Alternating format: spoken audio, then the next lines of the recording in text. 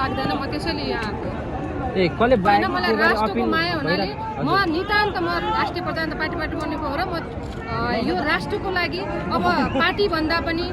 विचार भन्दा माथि हाम्रो देश छ भन्ने हेतुले म यो राष्ट्रको लागि म यहाँ पुगेको मलाई कसैले बोलाएर कसैले टिकट पठाएर आएको चाहिँ होइन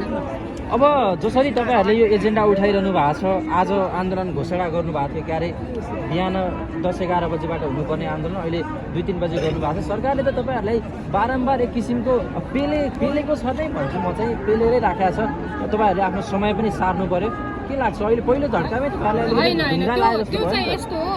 किनभने हामी राष्ट्रको लागि भलो गर्ने मान्छे राष्ट्रको हितको लागि गर्नुपर्छ यो हामीले कुनै तरिकाले हिंसात्मक तरिकाले होइन त्यो एउटा घुसपेट मुठभेट किन गर्ने भनेर हामीले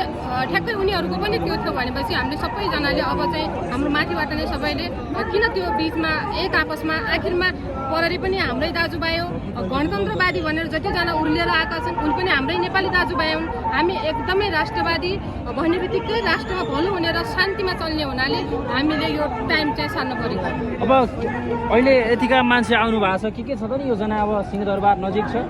राजदरबार तपाईहरुले राजसंस्था फर्काउने भनेको दरबार पनि धेरै टाढा छैन अब कहाँ जाने कहाँ घेराउ गर्ने सोचमा हुनुहुन्छ यो आन्दोलनको रूपरेखा हो आन्दोलनले कता जान्छ भन्ने कुरा अब यहाँको सिचुएसनले यहाँको वातावरणले थाहा हुन्छ ठ्याक्कै अहिले हामी यहाँ जान्छौँ त्यहाँ जान्छौँ चाहिँ भन्न सकिँदैन किनभने हामी अहिले शान्तिपूर्ण आन्दोलनमा छौँ यो आन्दोलनको रूपरेखा कस्तो हुन्छ त्यो तरिकाले नै जान्छौँ सिंहदरबार हामी राजालाई हामी दरबारमै नारायण हिटीमै पुगाउने भन्ने हाम्रो उद्देश्य हो राज संस्था पुनर्स्थापना गर्नुपर्छ